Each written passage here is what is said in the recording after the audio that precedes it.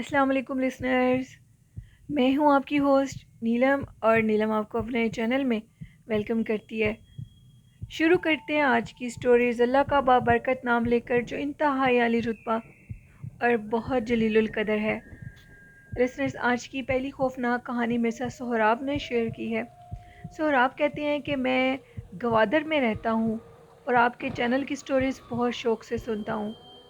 आपके सभी लिसनर्स ये तो जानते होंगे कि गवादर सिटी में बहुत ज़्यादा ठंड होती है।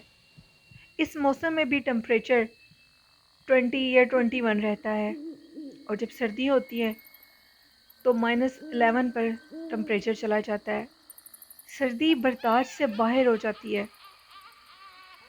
इस कदर सर्दी होती है उधर। इससे भी ज़्यादा कम टेम्परेचर हो जाता है। हम लोगों के उधर बहुत पुराने ज़माने की बात है। ये स्टोरी मेरी अम्मी ने मुझे सुनाई।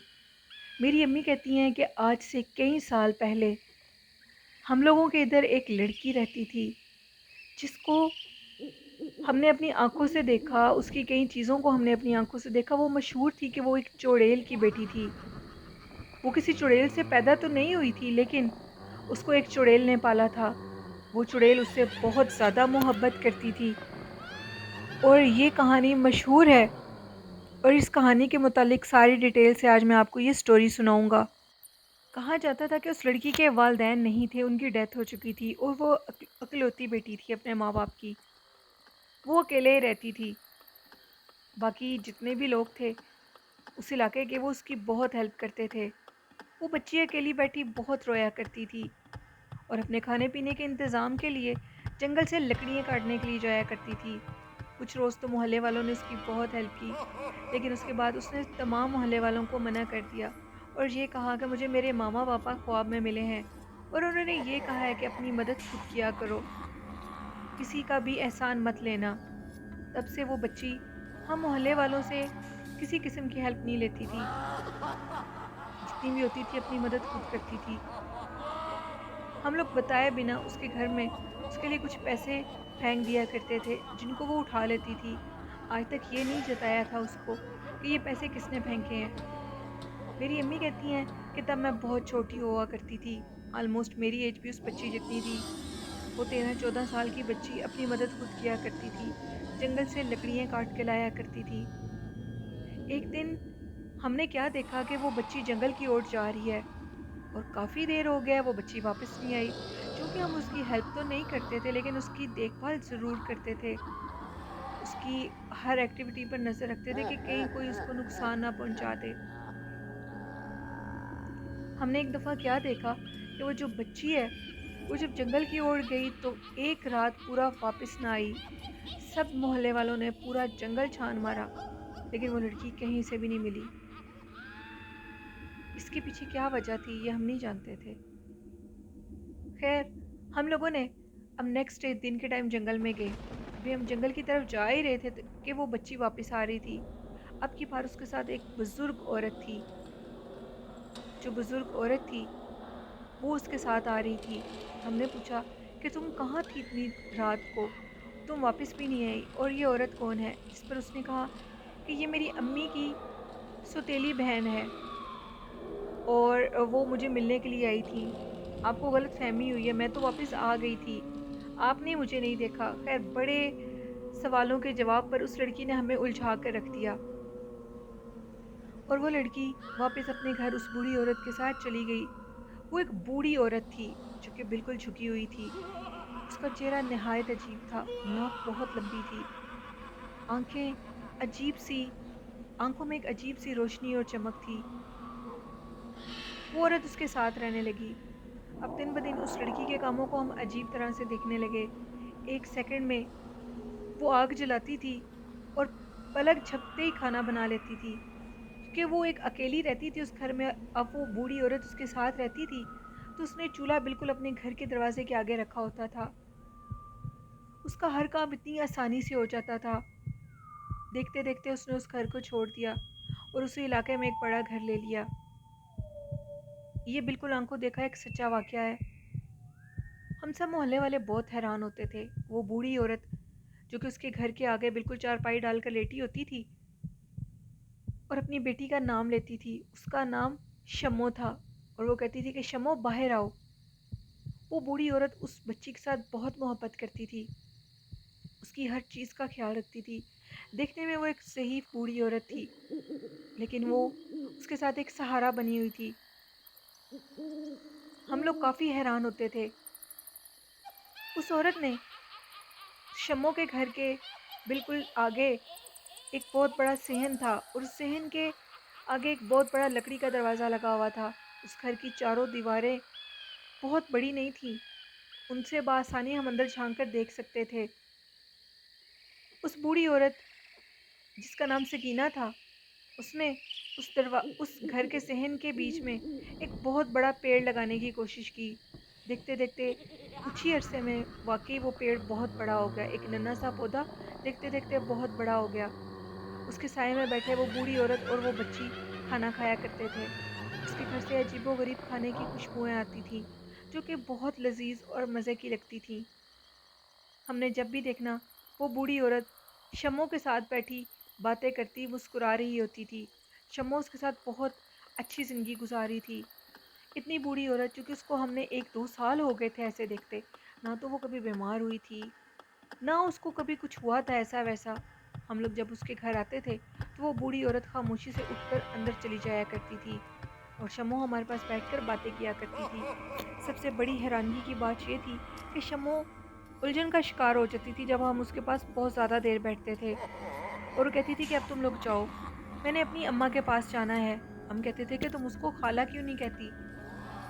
میری امی یہ بتاتی ہیں کہ محلے کی ساری عورتیں، یعنی کہ میری نانی اماں، شمو کو یہ کہتی تھیں تمہاری امی تو بہت جوان تھی، تو تمہاری امی کی سوتیلی بہن اتنی بوڑھی کیوں ہے؟ اس پر وہ اس بات کا جواب الجھا کر دیتی تھی.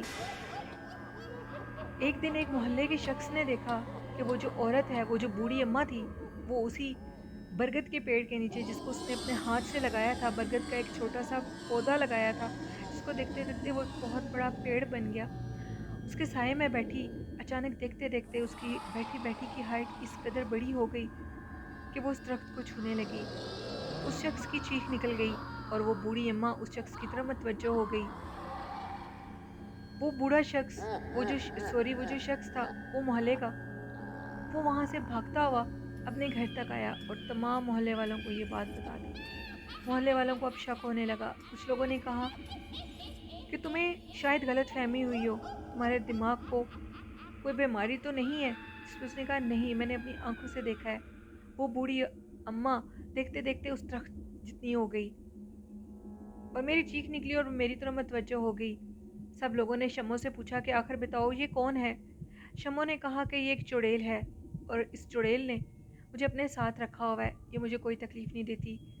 جس رات میں جنگل کی اور جا رہی تھی لکڑیاں لینے، اس سے کچھ عرصہ پہلے یہ جنگل میں مجھے ملی اور اس نے مجھے اتنی محبت کی. اس کی شکل ہو بہو میری امی جیسی تھی. میں اس کو دیکھ کر سسکیاں لے کر رونے لگی.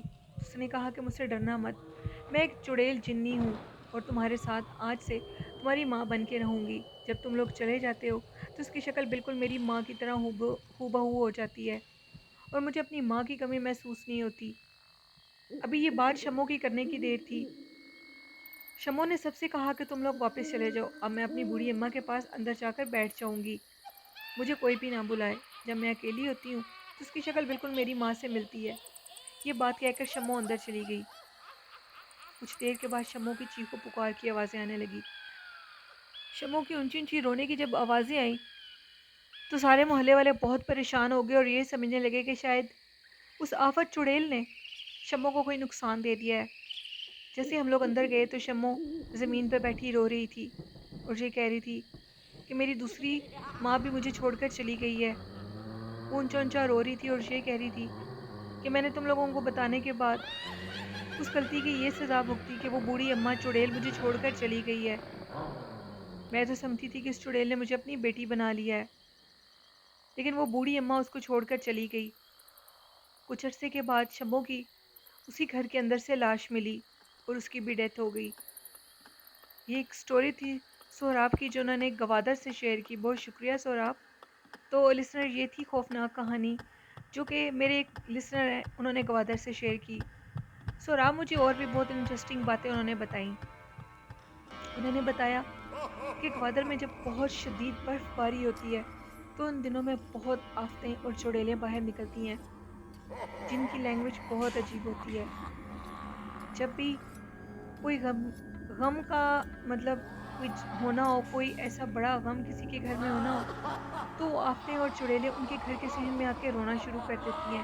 یعنی لوگ جب دیکھتے ہیں تو ان کے گھر میں عجیب و غریب قسم کی مخلوقات کی رونے کی آوازیں آتی ہیں. کچھ کو وہ جو مخلوق ہے وہ گھر میں نظر آتی ہے تو ان کے گھر میں کوئی نہ کوئی مشکل بن جاتی ہے، کوئی نہ کوئی خدا نخواستہ فوتگی ہو جاتی ہے. اس مخلوق کی جو خد و خال ہے وہ اس طرح ہے کہ اس کے باڈی کے اوپر بہت زیادہ بال ہے اور اس کا جسم کسی ریچھ سے ملتا ہے.